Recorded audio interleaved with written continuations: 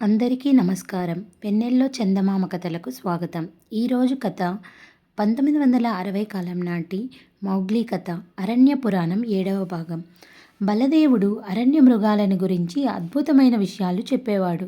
దూరంగా కూర్చొని ఆ విషయాలు వినే పిల్లలకు కళ్ళు వెళ్ళుకొచ్చేవి. ఆ గ్రామం అరణ్యాన్ని ఆనుకునే ఉండడం చేత లేళ్ళు, అడవి పందులు పొలాలలో పడి ధ్వంసం చేసేవి గనక సందె చీకట్లో ఎప్పుడైనా పులి వచ్చి ఎవడో మనిషిని ఈడ్చుకుపోవడం జరుగుతూ ఉండడం చేత అరణ్య మృగాలను గురించే చెట్టు కింద విశేషంగా కబుర్లు సాగుతుండేవి. బలదేవుడు తన తుపాకీని తొడల మీద అడ్డంగా పెట్టుకొని ఒకదాన్ని మించి మరొకటి అద్భుతమైన కథలు చెబుతుంటే మౌగ్లీకి పొట్ట చెక్కలైపోయేది. తాను నవ్వుతున్నట్టు తెలియకుండా అతని ముఖానికి చేతులు అడ్డం పెట్టుకునేవాడు. బలదేవుడు చెప్పేశాడు, మెస్సువా కొడుకును ఎత్తుకుపోయింది దయ్యపులట.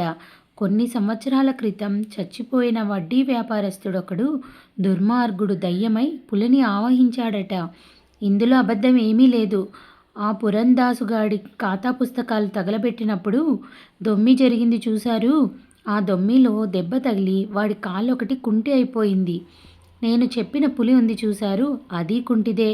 ఎందుకంటే దాని కాలి గుర్తులన్నీ ఒకటిగా లేవు అన్నాడు బలదేవుడు. ఇకనేం మరి అంటూ ముసలాళ్ళంతా తల ఆడించారు.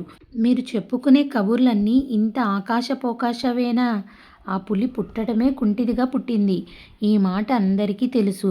నక్కపాటి ధైర్యం కూడా లేని జంతువులో వడ్డీ వ్యాపారి దయ్యం ఉన్నమాట పచ్చి అబద్ధం అన్నాడు మౌగ్లీ.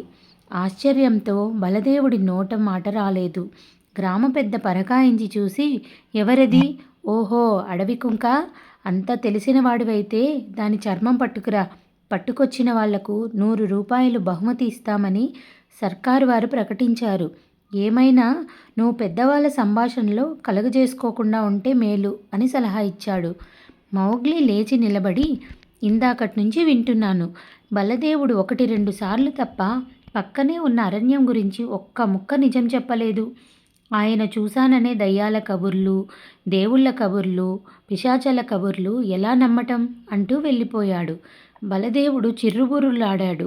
ఆ అబ్బాయిని గొడ్ల వెంట త్వరగా పంపడం మంచిది అన్నాడు గ్రామ పెద్ద.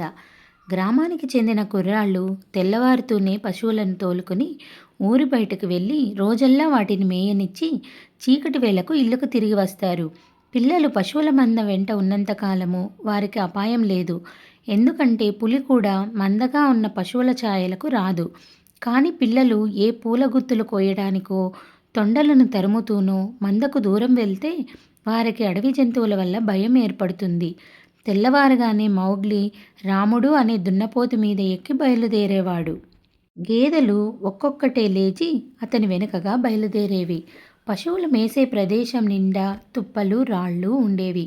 అది ఎగుడు దిగుడుగా ఉండేది. పశువులు పల్లాలలోకి ప్రవేశించి కంటికి కనిపించకుండా పోయేవి.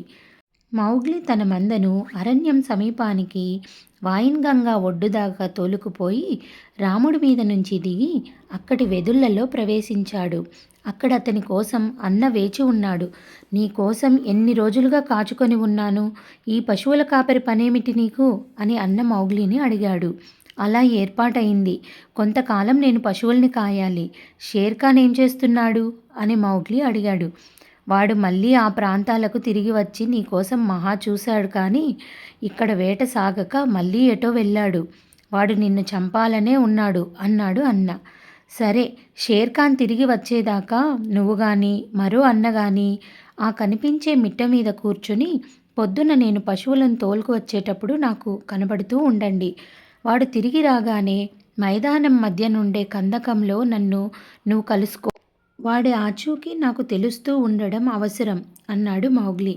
అన్నను పంపేసి అతను చెట్టు నీడ చూసుకొని పడుకొని నిద్రపోయాడు. చుట్టూ పశువులు మేస్తున్నాయి. గొడ్లు కాయడం అంత తీరిక పని మరొకటి ఉండదు. గొడ్లు కాసే పిల్లలకు రోజల్లా పనేమీ ఉండదు.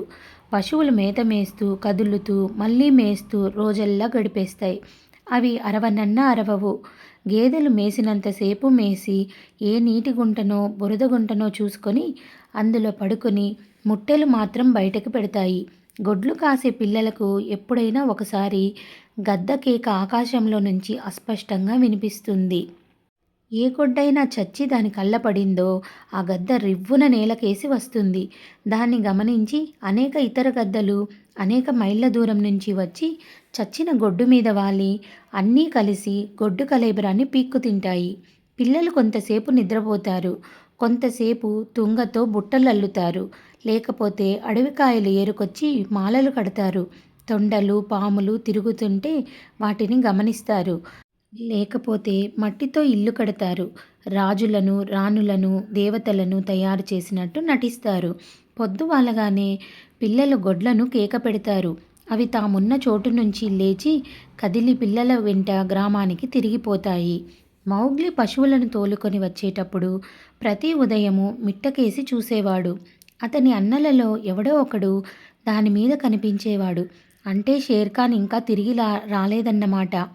అతను రోజూ నీడపట్టున పడుకొని నిద్రపోయి తన అరణ్య జీవితం గురించి కలలు కనేవాడు.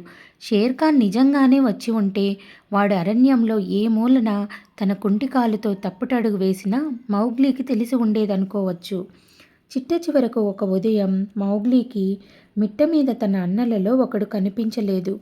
మౌగ్లీ తనలో తాను నవ్వుకుని ఆనాడు పశువులను కందకం పక్కన ఉన్న ఎర్ర తంగేడు చెట్టుకేసి తోలుకుపోయాడు. అక్కడ పెద్దన్న వేచి ఉన్నాడు. అతని ఒంటిపైన రోమాలన్నీ నిక్కబొడుచుకొని ఉన్నాయి. షేర్ఖాన్ వచ్చాడు అన్నాడు రొప్పుతూ. ఇంకా ఉంది. ఈ కథ మీకు నచ్చిందనుకుంటాను. ఈ కథ నచ్చినట్టయితే లైక్ చేసి, షేర్ చేసి మా ఛానల్ని సబ్స్క్రైబ్ చేసుకొని ఎంకరేజ్ చేస్తారని ఆశిస్తున్నాను. Thank you.